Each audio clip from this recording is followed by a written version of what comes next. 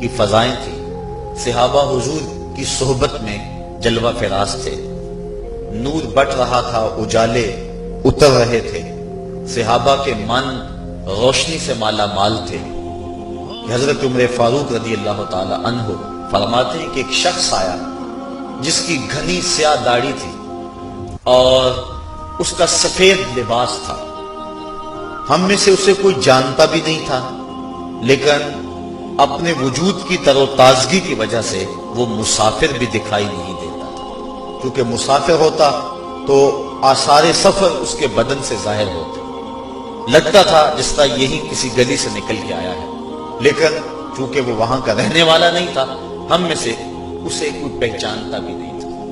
اب وہ حضور کی خدمت میں آیا، فَأَسْنَدَ رُكْبَتَيْهِ إِلَىٰ رُكْبَتَيْهِ، اور اپنے گھٹنوں کو جوڑ کر حضور کے گھٹنوں کے ساتھ ملا کر بیٹھ گیا، اور حضور علیہ السلام سے عرض کرتا ہے کہ حضور مجھے خبر دیجئے کہ ایمان کیا ہے۔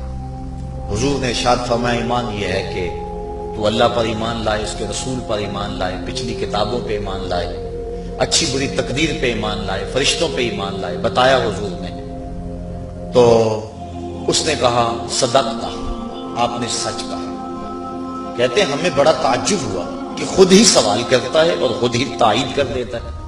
پھر کہنے لگا اسلام کیا ہے؟ تو حضور علیہ السلام نے فرمایا اسلام یہ ہے کہ تو نماز پڑھے، روزہ رکھے، حج کرے، زکوٰۃ ادا کرے، اراکین اسلام اس کو بیان کیے۔ کہنے لگا آپ نے سچ کہا۔ کہتے ہیں ہمیں پھر تعجب ہوا کہ خود ہی ایک بات کہہ رہا ہے اور خود ہی پھر اس کی تصدیق کر رہا ہے۔ کہتے ہیں پھر وہ پوچھتا ہے مل احسان، حضور احسان کیا ہے؟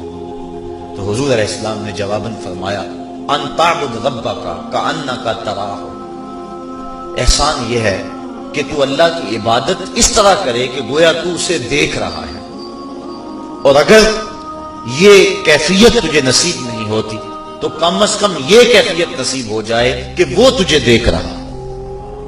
تو وہ کہنے لگا ہاں آپ نے سچ کہا۔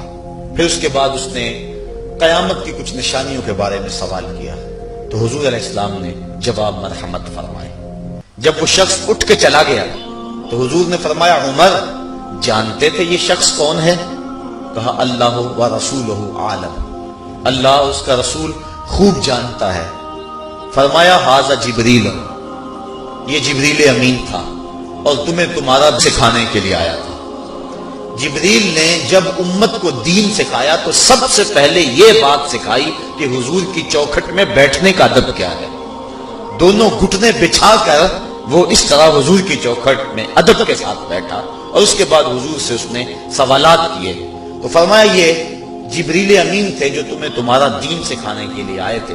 تو جبریل امین نے جو دین سکھایا، جو چیزیں پوچھی وہ تین چیزیں تھیں، ایمان کیا ہے، اسلام کیا ہے اور احسان کیا ہے۔ تو حضور علیہ السلام نے جو طریقت بیان فرمائی وہ یہ تھی کہ اللہ کی عبادت تو اس طرح کرے کہ جس طرح تو اسے دیکھتا ہے۔ اگر یہ کیفیت مل جائے تو سبحان اللہ، لیکن اگر یہ کیفیت نہیں ملی تو کم از کم یہ کیفیت تو ملے کہ وہ مجھے دیکھ رہا ہے، اور اگر یہ کیفیت بھی مل جائے کہ وہ مجھے دیکھ رہا ہے تو بتائیے کہ پھر انسان کی زندگی میں کتنا سرور آ جائے گا کہ جب وہ نماز کے لیے کھڑا ہو تو اس تصور میں ڈوب جائے کہ میرا مالک تو مجھے دیکھ رہا ہے، تو پھر نماز کا کتنا سرور آ جائے گا اس کو۔ اور جب وہ کوئی اور نیک عمل کر رہا ہو تو اس تصور میں ڈوب جائے کہ میرا مالک میرے اوپر نگاہ لطف فرما رہا ہے، تو پھر اس کی کیفیت کا عالم کیا ہو؟ تو پھر اس کے لیے گناہ کرنا مشکل ہی نہیں محال ہو جائے گا۔ اس احساس سے پانی نہیں پیتا کہ میرا اللہ مجھے دیکھ رہا ہے، تو کیا مجھے یہ بتاؤ کہ جب وہ دکان پہ بیٹھ کے ڈنڈی مارتا ہے کہ اللہ اس وقت نہیں دیکھتا؟ جب وہ کسی کی جیب کاٹتا ہے اللہ اس وقت نہیں دیکھتا؟ جب وہ رشوت لے رہا ہوتا ہے اللہ اس وقت نہیں دیکھتا؟ کہ اللہ تعالیٰ صرف رمضان میں دیکھتا ہے، غیر رمضان میں نہیں دیکھتا؟ تو یہ احساس کاش کہ اس کے ساتھ لگ جائے کہ میرا مالک مجھے دیکھ رہا ہے، تو پھر گناہ کرنا مشکل ہی نہیں ناممکن ہو جاتا ہے۔ 7ویں کوٹھڑی میں جب سارے دروازے بند کر کے بت کے اوپر موٹا کپڑا ڈال کے زلیخا بولی ہے طلق یوسف اب آ جاؤ نا، اب تو کوئی نہیں دیکھ رہا ہے، تو یہی احساس تھا جس نے روشنی دی۔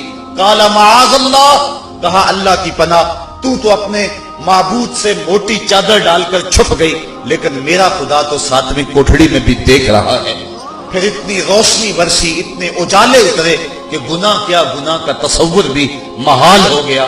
تو یہ یقین، یہ اذعان کہ میرا مالک مجھ کو دیکھ رہا ہے، انسان کے لیے گناہ کو مشکل ہی نہیں، ناممکن